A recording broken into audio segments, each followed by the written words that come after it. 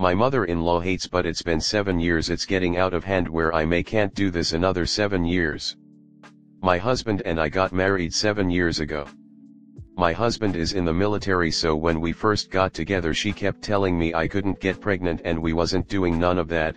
She didn't like that this grown-ass man was making his own decisions by staying with my family and I at the time instead of living on a boat. Fast forward a few days after her telling me I couldn't get pregnant, I found I was already a month along and I was keeping my baby. He has called his mother to let her know the news and she was beyond livid. I feel like my mother-in-law didn't like me from the moment she looked eyes on me through that screen. She looked at me like this loudmouth ghetto girl, which I am far from. She just judged me right off the back without getting to know me. She thinks she knows me, she knows nothing about me. Besides, I am going to stick up for myself and not back down to anybody that is disrespectful. Fast forward, I have now 2 kids by her son. She has always made it a little clear she didn't like me without words.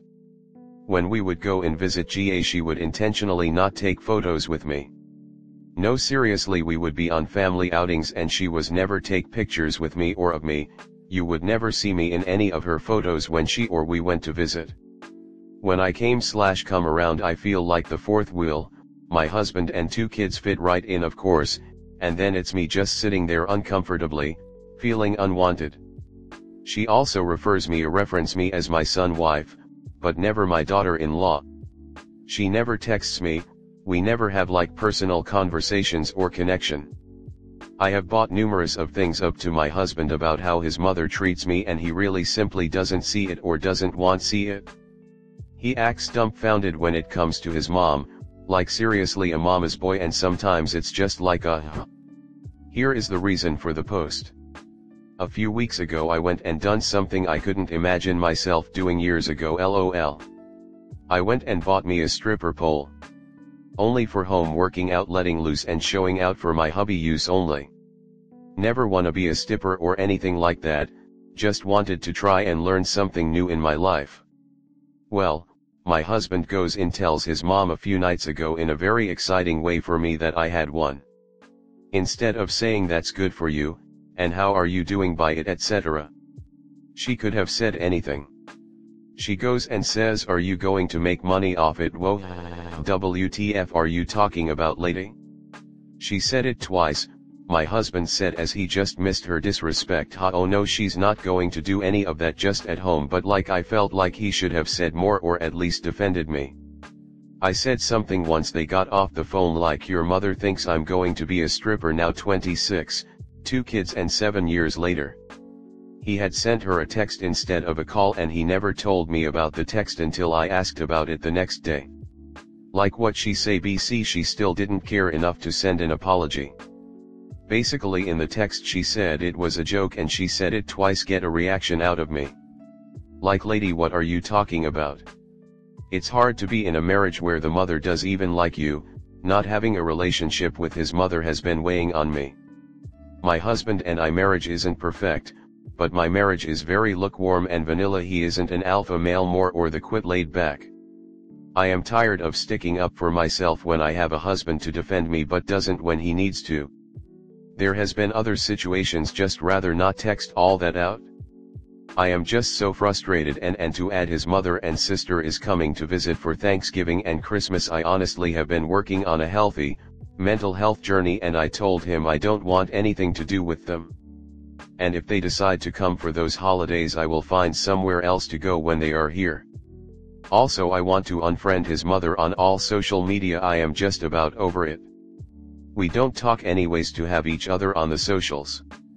May I had BC, this is bothering me. We once were all getting tattoos and she looked at my husband and said her price tag just went up. Then again it was a WTF comment, like WTF does that even mean AITA? Edit, I feel like I should add that I got the pole for myself, nobody else. I'll be sexy for him or whatever, but I didn't get the pole for him at all. It's for me. I am a stay-at-home mom with 2 kids. Comment. You have a husband problem, not just a mill problem. He needs to pull his head out of his arse.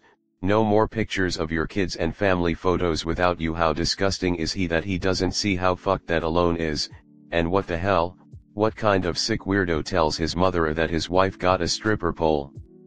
And then just ignores that kind of comment.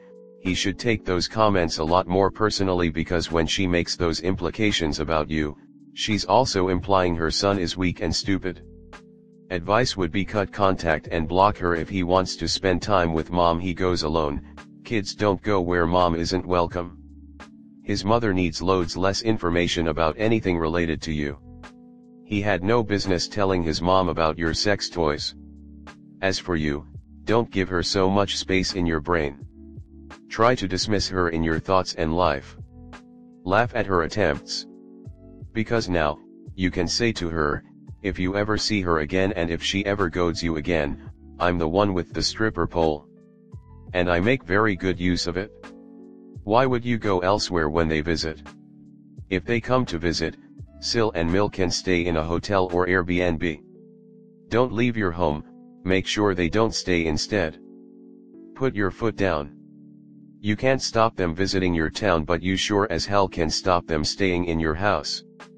Thanksgiving and Christmas is a lot compromise on one but not both. Hubby needs to step up. Stop telling his mommy every other detail and defend his wife. And honestly, I'd be glad that Mil doesn't text or want a personal connection with you. Makes it easier to stop interacting with the bitch at all. Next story 2. My mother is putting our unborn baby at risk. Bit of background, my mother has always been very emotionally volatile and abusive throughout my childhood. She would yell at me and give me silent treatment probably as often as once every 10 days for several days at a time, be mad for no reason, etc. For a long time I thought I was an awful child that deserved the constant scolding and punishment because I did talk back in defense, which she often said was the reason for scolding me, every so often when I felt strongly that it wasn't my fault. She also managed to train me not to talk about it to other relatives because my bad behavior would shame my immediate family. She has a track record of yelling at me and saying a lot of cruel things and never apologizing for any instance of the many quarrels she had with me growing up. As I've grown up, I realized that it was unlikely that I could always be wrong for every single time she was mad at me for 30 years. I think she's actually not very good at handling her own emotions or stress, and I was the eldest child and spent the most time with her, so it was easy for her to yell at me instead. I've moved to a different country now and married and am pregnant. The relationship is easier now because I have space from her and I'm not so accessible to her to just call up and shout at, but she has still managed to do it with video calls every few months. Recently my partner and I went home to attend my siblings' wedding. They had their own idea about how to do their wedding, so didn't need much input and didn't communicate a lot of their plans with the wider family. That stressed my mom out a lot, so one morning she demanded that I drive her to the shop to get something, and while in the car just got properly hysterical, screaming at me for not helping with the wedding and all the things she wanted us to do. Not true, we had been very helpful. I tried to set a boundary by listing the stuff we had done to help, but she carried on yelling, so I said she was being rude and disrespectful by negating all the help we had given them all, even though they were a bit disorganized and not very communicative. She then screamed that we had imprisoned her and my dad at our wedding a year ago. He has unfortunately passed away a few months ago, and the reason we had advised them to stay at our home the week before the wedding was because he had a lung condition and we were worried he might catch COVID with so many people around.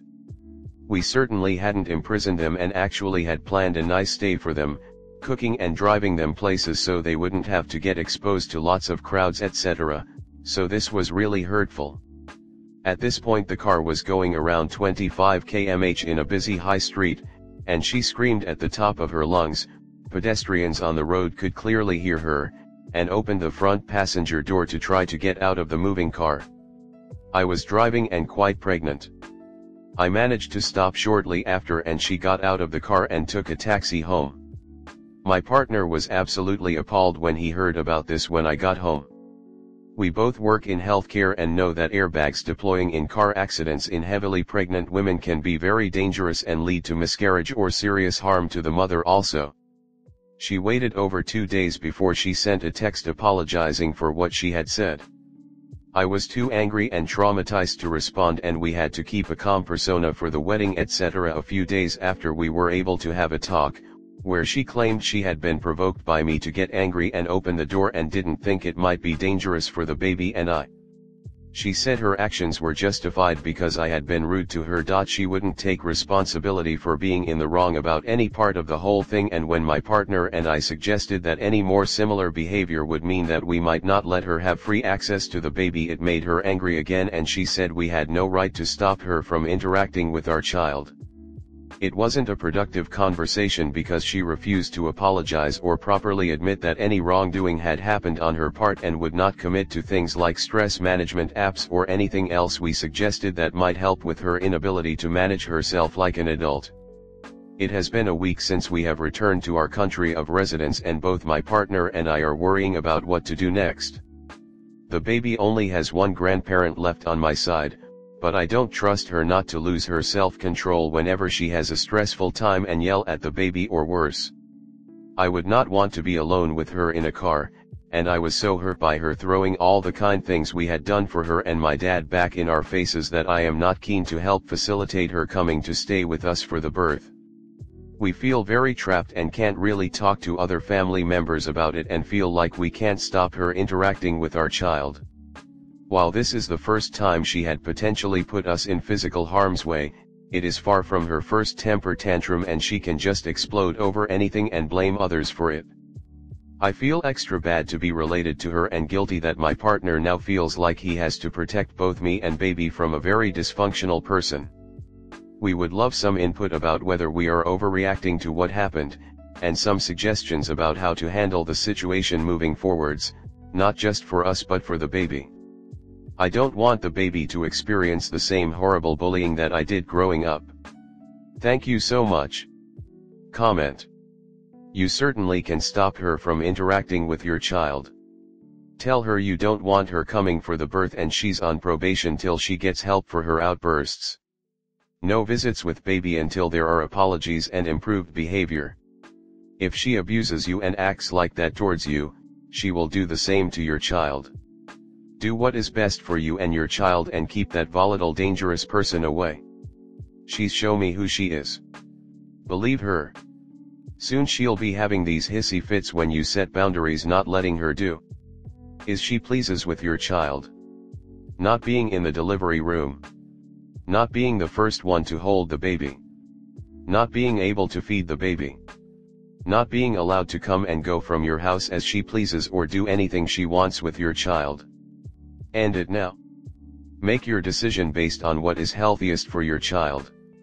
My mom allowed her mother to visit every single weekend. She was a horrible person to be around. My siblings and I would beg my mom not to let grandma come over. Our pleas fell on deaf ears. My siblings and I resented my mom into adulthood for allowing it. My advice is to go and see before Lo arrives.